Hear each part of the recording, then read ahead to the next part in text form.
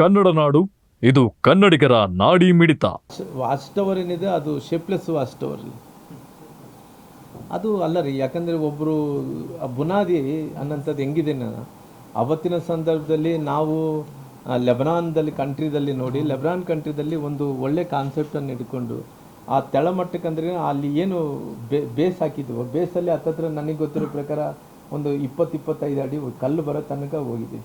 ಆ ಕಲ್ಲು ಬರೋ ತನಕ ಹೋಗಿ ಅಲ್ಲಿಂದ ಪ್ರಾರಂಭ ಮಾಡಿ ಅಲ್ಲಿ ಉದ್ದೇಶ ಏನಿತ್ತಂದರೆ 108 ಅಡಿ ಹೋಗ್ಬೇಕಣ್ಣ. 108 ಅಡಿ ಅಂದ್ರೆ ಈ ರೀತಿ ಪೆನ್ಸಿಲ್ ಥರ ಇರಬೇಕಣ್ಣ. ಅದು ಶೇಪ್ ಬರಲ್ಲ. ನಾನು ಈ ರೀತಿ ಪೆನ್ಸಿಲ್ ಥರ ಇದ್ದಂಥ ಟೈಮಲ್ಲಿ ಮಾತ್ರ ಅದಕ್ಕೊಂದು ಆ ಸ್ಟ್ಯಾಚ್ಯೂಗೆ ಒಂದು ಬೆಂಚ್ ಮಾರ್ಕು ಲೆಬನಾನ್ದಲ್ಲಿದ್ದಂಥ ಕಂಟ್ರಿಗೆ ಅನುಕೂಲ. ಅವ್ರೇನು ಮಾಡಿದರು, ಆ ಸರ್ಕಾರ ಮಾಡಿದಂಥ ಹಳೆ ಸರ್ಕಾರ ಮಾಡಿದಂಥದ್ದು ಎಲ್ಲಿ ತನಕ ನಿಲ್ಲಿಸಿದ್ರು, ಅದನ್ನು ಪ್ಲಾಸ್ಟಿಂಗ್ ಮಾಡಿದ್ರು. ಪ್ಲಾಸ್ಟಿಂಗ್ ಮಾಡಿದ ನಂತರ ಅಶೋಕ ಅದೇ ಇದು ಸ್ತಂಭ ನಿಲ್ಲಿಸ್ಬಿಟ್ರು. ಅಶೋಕ ಸ್ತಂಭ ಏನು ರಾಜಮುದ್ರೆ ಲಾಂಛನ ಏನಿದೆ, ಲಾಂಛನ ಏನಿದ್ದನೋ ಅದನ್ನು ನಿಲ್ಲಿಸ್ಬಿಟ್ರು. ಆ ನಿಲ್ಲಿಸ್ಬಿಟ್ರಿಗಿನ ಅಲ್ಲಿ ಏನಾಗ್ತೈತೆ ಅಂದರೆ, ಈಗ ಯಾವುದೋ ಒಂದು ದೊಡ್ಡ ಬೇಸ್ಗೆ ಅಷ್ಟು ಗಂಭೀರವಾಗಿ ತೊಗೊಂಡೋಗಿ ಅದನ್ನೇನೋ ಒಂದ್ಸರಿ ಕೂಡಿಸಿದ್ದಂತ ಅದಕ್ಕೆ ಮ್ಯಾಚ್ ಆಗ್ತಾಯಿಲ್ಲ, ಮ್ಯಾಚ್ ಆಗೋದಿಲ್ಲ.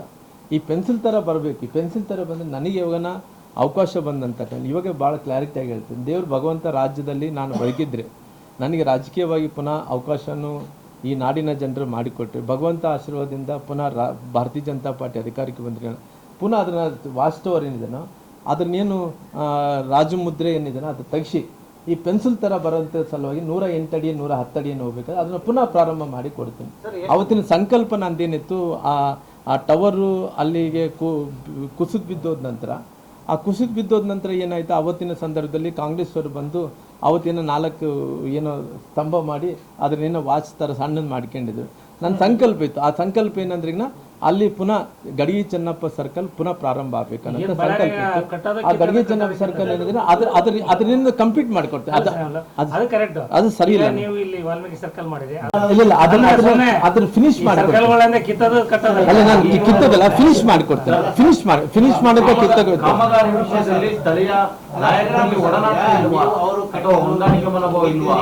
ಬಿಜೆಪಿಯಲ್ಲಿ ಕಾಂಗ್ರೆಸ್ ಇರಲಿ ಯಾರೇ ಇರಲಿ, ಈಗ ಅವ್ರು ಕಟ್ಟಿದ್ರು, ನೀವು ಕಿತ್ತಿದ್ರಿ, ನೀವು ಬಿತ್ತಿದ್ರಿ, ಅವ್ರು ಕಟ್ಟಿದ್ರು. ಈಗ ಅದರಿಂದ ಏನನ್ನ ಬಳ್ಳಾರಿಗೆ ಏನು ಅನುಕೂಲ ಆಗ್ತದ?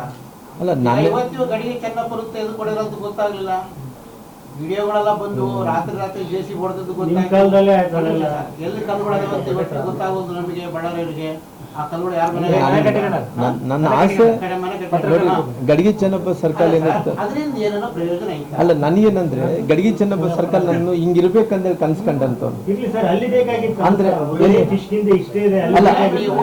ಅಲ್ಲ ಅವತ್ತು ನೋಡಿ ಸರ್, ಅವತ್ತಿನ ಸಂದರ್ಭದಲ್ಲಿ ಪ್ಲಾನ್ ಮಾಡಿದ್ದಂಗಂದ್ರೆ ರಸ್ತೆ ಜೊತೆ ಸರ್ಕಲ್ ಎಲ್ಲ ಕೂಡ ಪ್ಲಾನ್ ಮಾಡಿಕೊಟ್ಟೆ ಸರ್. ನೋಡಿ ಸರ್, ದುರ್ಗಂಗುಡಿಯಿಂದ ಬ್ರಿಡ್ಜ್ ಅಗಲೀಕರಣ ಆಗಬೇಕು. ಬುಡದಿಂದ ಹತ್ತತ್ರ 8 ಕೋಟಿ ರೂಪಾಯಿ 9 ಕೋಟಿ ರೂಪಾಯಿ ಡೆಪಾಸಿಟ್ ಕೂಡ ಮಾಡಿಸಿದ್ದೀನಿ. 8 ಆವತ್ತು ಅದನ್ನ ನೀವು ರೀಪ್ಯಾಚ್ ಮಾಡೋದಕ್ಕಿಂತ ಅದನ್ನ ಕಿತ್ತಿ ಅಗಲೀಕರಣ ಮಾಡಿ ಹೊಸ ಬ್ರಿಡ್ಜ್ ಅಷ್ಟು ರೊಕ್ಕ ಖರ್ಚು, ದುಂದು ವೆಚ್ಚ ಖರ್ಚಾಯಿತು. ಆಮೇಲೆ ದುರ್ಗಮುಡಿ ದೇವಸ್ಥಾನ ಹತ್ರ ಅಗಲೀಕರಣ ಮಾಡೋಂಥ ಟೈಮಲ್ಲಿ ಎಲ್ಲ ಕೂಡ ಅವತ್ತಿನ ಸಂದರ್ಭದಲ್ಲಿ ನನ್ನ ಹತ್ರ ಬೇಕಾದ್ರೆ ಎಲ್ಲ ನೋಡ್ಕೊಂಡು ಎಲ್ಲ ಕೂಡ ನಾನು ಪ್ಲಾನ್ ಮಾಡಿಕೊಟ್ಟು ಹೋಗಿರೋ ಕಾರಣ ಇವತ್ತು ಅಷ್ಟು. ನೀವಿನ್ನು ಕನ್ನಡ ನಾಡು ವಾಹಿನಿಯನ್ನ ಸಬ್ಸ್ಕ್ರೈಬ್ ಮಾಡಿಕೊಂಡಿಲ್ವಾ? ಈಗಲೇ ಸಬ್ಸ್ಕ್ರೈಬ್ ಮಾಡಿ, ಬೆಲ್ ಐಕಾನ್ ಅನ್ನ ಒತ್ತಿ ನೋಟಿಫಿಕೇಶನ್ಗಳನ್ನ ಪಡೆಯಿರಿ.